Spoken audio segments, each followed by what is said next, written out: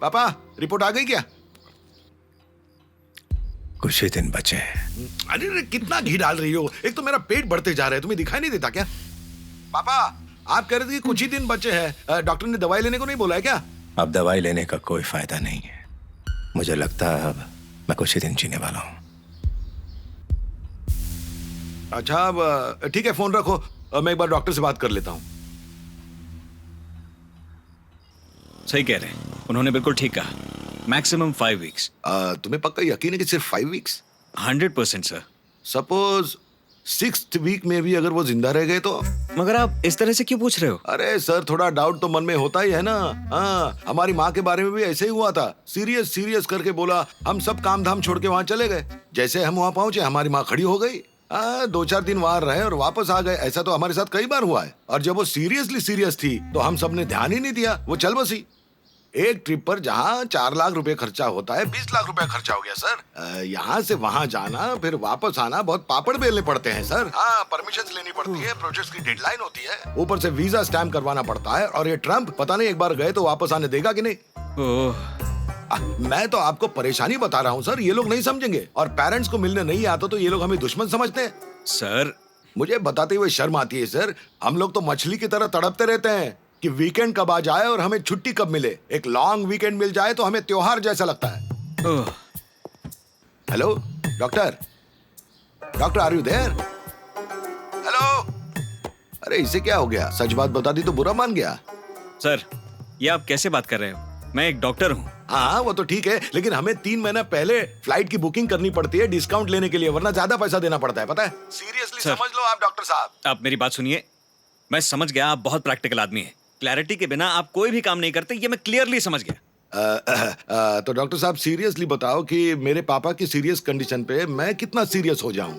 देखिए, आपके फादर की कंडीशन सीरियस है, मगर मुझे भी थोड़ा सीरियसली ले लीजिए ना प्लीज। मैं आपसे कह रहा हूँ ना, 5 वीक्स यानी कि 5 वीक्स, उसके बाद मैं और वो दोनों आपकी जिंदगी से बाहर हो जाएंगे। Okay sir, bye. क्यों बेटा, क्या कहा डॉक्टर ने? कहना क्या था, वही कहा जो आपने बताया था। वैसे कोई बात नहीं है, आपने जिंदगी के 75 साल निकाल लिए हैं, बस ये 5 वीक्स और निकाल ही लो। मैं बाकी भाई बहनों से बात कर लेता हूँ और बताता हूँ कि हम लोग वहाँ कब तक पहुँच पाएंगे। और मेरे प्रोजेक्ट की जिम्मेदारी इतनी सर पर है कि मेरा सर भी आपकी तरह होने वाला है पापा। खैर मुझे तो आना ही पड़ेगा, पर ये महेश कहाँ है? उसे यहाँ वहाँ कहीं मत भेजना, बोलो उधर ही रहना आपके पास। भैया। अरे क्या भैया, पापा का अच्छी तरह से ख्याल रखना और तू इधर उधर मत भटकना, वहीं उनके साथ रहना, समझा क्या? तुझे सैलरी इसी बात की मिलती है कि तू उनके साथ रहे, हैं? समझा कि नहीं? हाँ ठीक है भैया। खाली मुंडी मत हिलाना। ठीक है, नहीं हिलाऊंगा। पापा टाइम क्या हो गया? 9 बज गए क्या उधर? हाँ बज गए, सो जाओ। चद्दर ओढ़ लेना, स्वीट ड्रीम्स।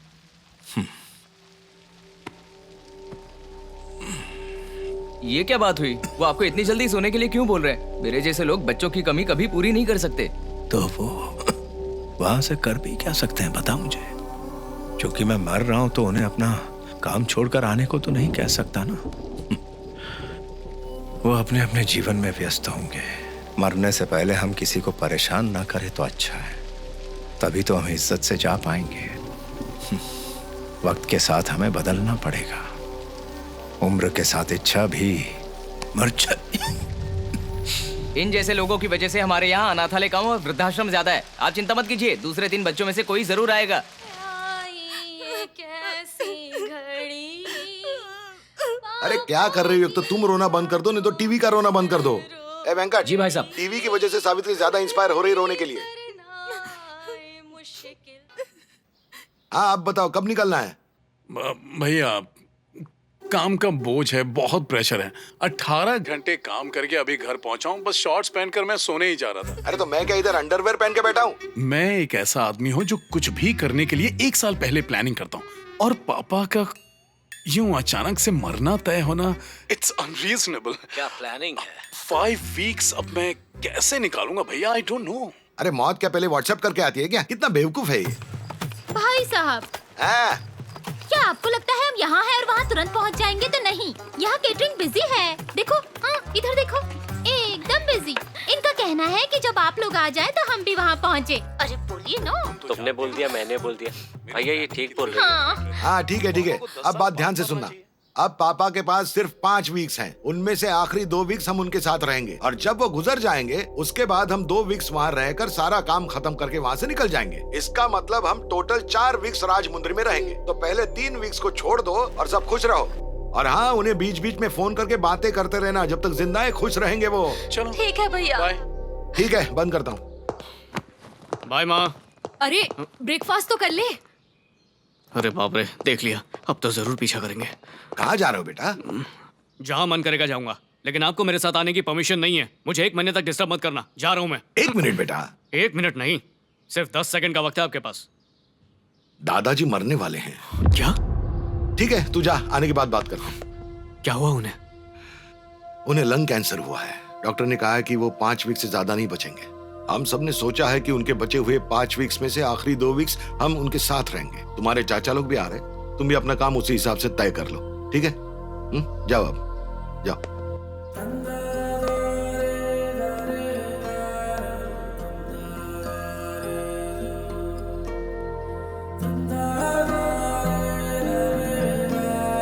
अरे अरे, मुझे मत मारो, मुझे मत मारो। मुझे माफ कर दो, मुझे माफ कर दो। नहीं नहीं नहीं, गोली मत मारो।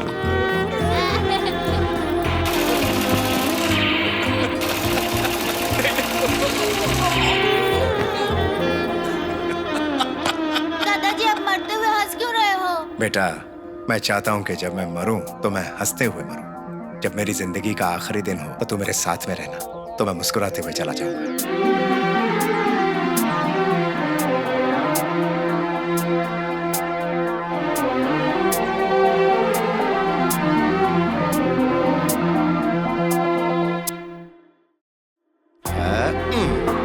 इससे तुम चॉकलेट खरीदना।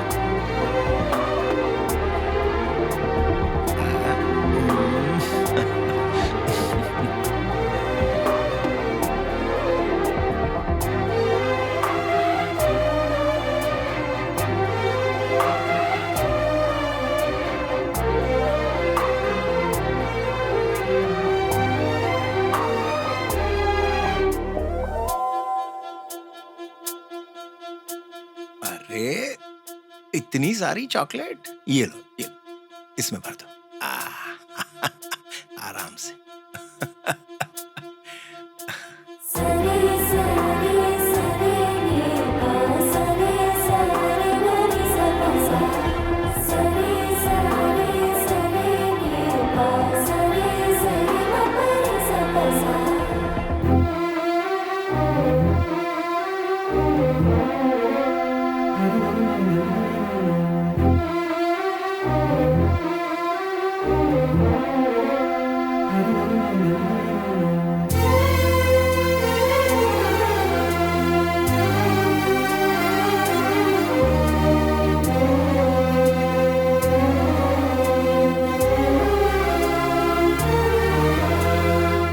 अरे मैं तेरे छाते में आ जाता। अरे हाँ, आइए ना।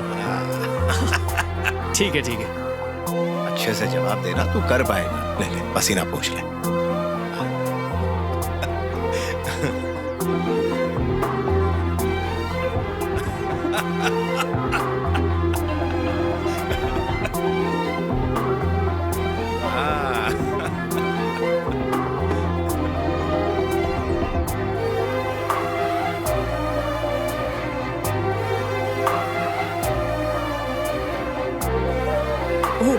What are you doing, man? Sorry sorry sorry, एक कॉफी प्लीज। सॉरी हाँ, सॉरी।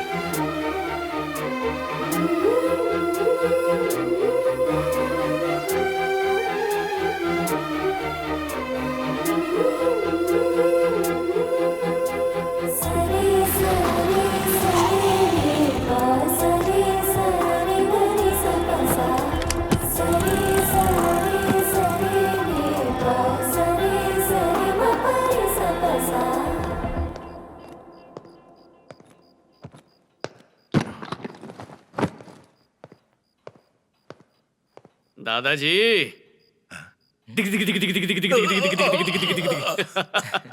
अरे अब तू खेल ही खेल में मारते, वैसे भी मरना ही है मुझे।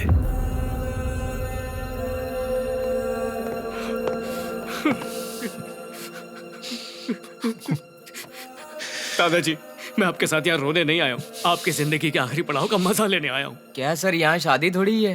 अरे चुप कर महेश, किसी महान कवि ने मरने को शादी कहा है, वही कॉन्सेप्ट फॉलो करेंगे। आइए मैं आपको समझाता हूँ। अक्सर मौत लोगों को बिना बताए ही आती है, लेकिन आपके लिए तो 5 हफ्ते पहले ही इनविटेशन भेज दिया है कि मैं आने वाली हूँ। अब जब तक वो आती है, हम लोग हर दिन ऐसे मनाएंगे कि हर दिन दिवाली हो। आप वो सब कुछ करेंगे जो करना चाहते थे, या जो भी काम अधूरे रह गए थे उन्हें आप पूरा करेंगे। हाँ तो क्योंकि इन्हें बढ़ावा देने के लिए यहाँ था ही नहीं, तभी बीमार हुए हैं। इसी फुर्ती के साथ 10 साल और जी सकते हैं। अभी आपका पोता आ गया है, मजे कीजिए। अरे ये लो दादाजी, ये लीजिए, आपका ब्रांड है, लीजिए, कर लीजिए मजे। अरे इसी की वजह से तो मुझे लंग कैंसर हुआ।